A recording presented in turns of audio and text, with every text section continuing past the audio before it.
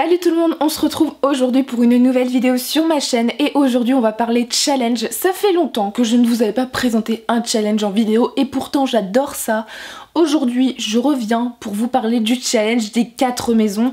Un challenge que j'adore, qui est juste génial, qui tourne autour d'Harry Potter, vous vous en doutez. Du coup je vais vous parler un peu du challenge assez rapidement. C'est un challenge qui a été créé par Bulle de mots. Donc du coup je vous remets la vidéo du challenge en barre d'infos pour avoir à peu près tous les détails possibles et imaginables sur le fonctionnement, car je vais pas tout vous représenter. En tout cas c'est un challenge qui se déroule du 23 juillet au 7 août si je ne me trompe pas, et les règles c'est qu'on a des thèmes et il faut lire les bouquins correspondant au thème et on a des points à gagner. Il faut que vous choisissiez dans quelle maison vous voulez aller. Voilà, donc Gryffondor, Serpentard, Serre d'Aigle ou encore Poufsouffle. Et du coup, en fonction de ces maisons, vous lisez un nombre de livres. Donc un livre lu est égal à 10 points. Si vous lisez 7 livres, vous avez 100 points. Et si vous lisez 4119 pages, qui est le nombre de pages qu'il y a dans la saga Harry Potter, vous gagnez 200 points en plus. Et en chaque thème, vous avez des points en plus à gagner si vous lisez des livres qui sont dans les thèmes, parce que vous pouvez évidemment lire des livres qui ne font pas partie des thèmes de ce challenge et y participer quand même. Un livre correspond à 2 catégories et une catégorie peut avoir 2 livres. Voilà, donc je pense avoir été assez clair au niveau des modalités, on va dire principales. Donc je vous invite quand même à aller voir la vidéo si vous voulez vraiment participer au challenge. Et du coup moi aujourd'hui je me suis fait dans mon carnet ma pile à lire pour ce challenge et je vais vous présenter les thèmes que j'ai retenus. Il y a 2 thèmes que je n'ai pas retenus mais je ne me souviens pas desquels.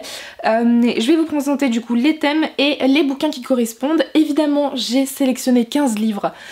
En 14 jours, 15 livres, c'est quand même un peu compliqué, on est bien d'accord. Je ne compte pas tous les lire, mais j'espère en lire un maximum. J'ai essayé de prendre des livres qui n'étaient pas trop longs, des livres assez simples. Voilà, je me suis pas tapé un gros classique ou un gros roman de fantasy auquel je vais galérer à le lire. Non, j'ai essayé de prendre des livres plus simples, donc il y a pas mal de contemporains.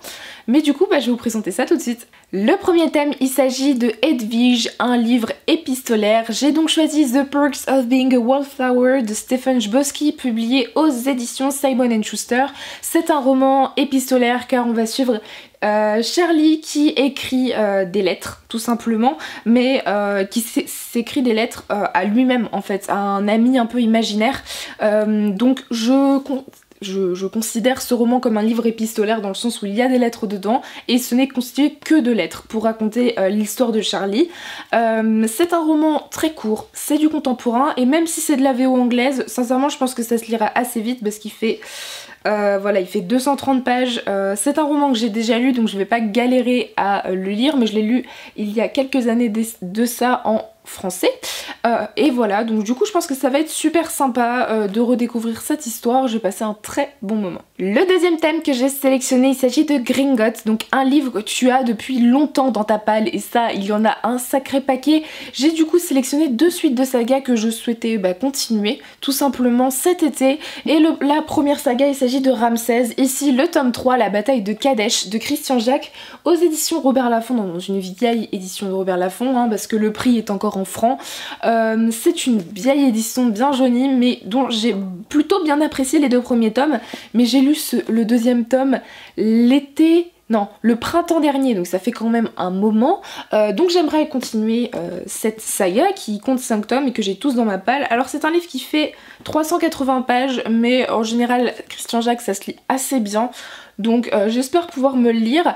Et du coup le deuxième livre que j'ai sélectionné pour ce thème, donc un livre qui reste depuis longtemps dans ma palle, il s'agit du H2G2. Donc ici je vais lire le tome 3 qui est La vie, l'univers et le reste, si je ne me trompe pas, oui c'est ça, de Douglas Adams. Ici c'est l'intégrale aux éditions de Noël collection Lune d'encre. C'est une intégrale que je trouve juste sublime et qui du coup est une énorme bricasse. J'avais déjà lu les 2 premiers tomes et je me dis que c'est le moment, il faut que je continue. On est sur de la pure science-fiction et c'est un classique en fait de la science-fiction, donc j'aimerais bien lire le tome 3 qui fait 200 ou 300 pages, donc je pourrais le lire sans problème. Après je sais pas si je vais embarquer cette grosse brique en vacances, je pense plutôt me le télécharger en e-book, mais du coup voilà, je vais essayer de me lire ces 2 suites de saga pour ce thème. Ensuite, le troisième thème, il s'agit de Bière au beurre, un livre dont tu as entendu beaucoup parler et en bien. Ici, j'ai sélectionné 2 romans. Le premier, il s'agit de La route de Cormac McCarthy aux éditions Point. C'est le prix Pulitzer 2007. C'est un roman post-apocalyptique qui a marqué beaucoup d'entre vous et du coup moi j'avais envie de me laisser tenter. Il est court, à ce qui paraît il est très prenant, voilà, il fait 250 pages j'ai jamais lu de prix Pulitzer, donc on va voir le niveau d'écriture du roman, s'il y a beaucoup d'intensité, mais je le pense. Il a même été adapté en film, donc voilà, c'est un roman post-apocalyptique, je n'en sais pas plus et je veux pas trop en savoir, je veux un peu me lancer comme ça à l'aveugle dans ce roman. Et le deuxième roman que j'ai sélectionné pour cette catégorie, il s'agit du tome 1 de A Darker Shade of Magic de V. Schwab aux éditions Titan Books. Ici c'est un roman qui a été sélectionné pour le prix littéraire de l'imaginaire Booktube dont je suis jury. Il faut absolument que je le lise. Moi je l'ai sélectionné en anglais parce que j'ai vraiment envie de découvrir la plume originale de V. Schwab et j'ai hâte de me lancer dans ce roman. Je pense que vous le connaissez tous, il a énormément tourné sur Booktube ou sur les blogs. Ici on va suivre un personnage qui s'appelle Kel et qui est un magicien qui voyage entre 4 Londres différents. Un Londres gris, un Londres rouge, un Londres blanc et un Londres noir, chacun avec sa particularité, un qui a de la magie, un qui nous appartient de nos jours à nous, voilà, donc j'ai hâte de me plonger dans ce roman. Il a d'énormes critiques, des énormes coups de cœur sur ce premier tome, donc j'ai hâte d'enfin découvrir cet auteur dont tout le monde parle et je pense sincèrement que je vais passer un excellent moment. Ensuite, le thème suivant, il s'agit de Ministère de la magie, un livre écrit par plusieurs auteurs. Ici, je me suis penchée sur Invisibilité de Andrea Cremer et David Levithan aux éditions Michel Lafon. C'est une romance fantastique, on va suivre un personnage qui est invisible et un jour, une jeune fille va déménager juste à côté de son appartement et elle va le voir et c'est la seule fille qui peut le voir, la seule personne sur Terre et va en être une romance évidemment. Andrea Cremer, je l'avais déjà découverte dans Le secret de l'inventeur, j'avais plutôt bien aimé ce roman et je n'ai jamais lu de roman de David Levithan et pourtant il y en a quelques-uns qui me tentent de cet auteur, j'en ai beaucoup entendu parler. C'est une romance, c'est un contemporain, ça va se lire assez rapidement. J'avais déjà lu le début dans mon challenge Try a Chapter que je vous avais filmé et ça m'avait beaucoup plu, donc sincèrement je pense qu'il sera lu rapidement.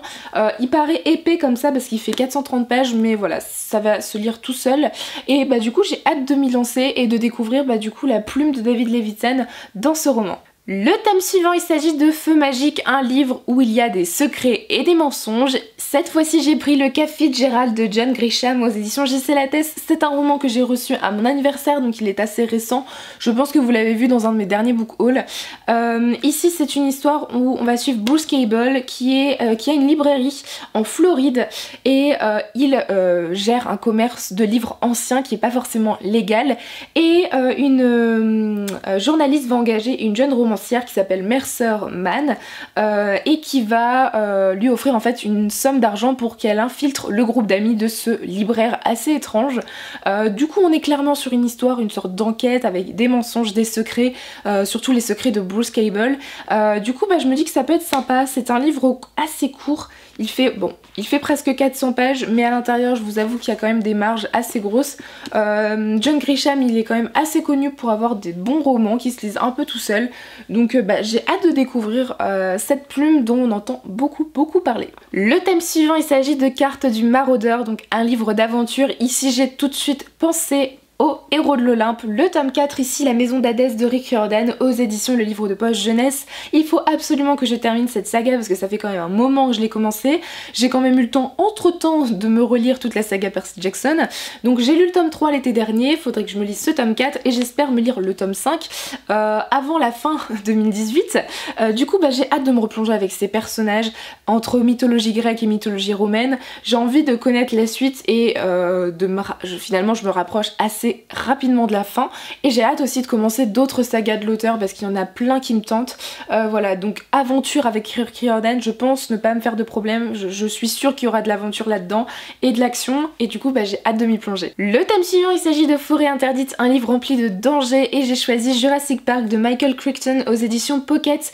Ici c'est un roman que vous connaissez peut-être tous ou en tout cas vous connaissez l'adaptation qui est un des films sur les dinosaures le plus connu au monde je pense. Donc j'ai hâte de me plonger dans ce roman à l'origine de cette trilogie si connue.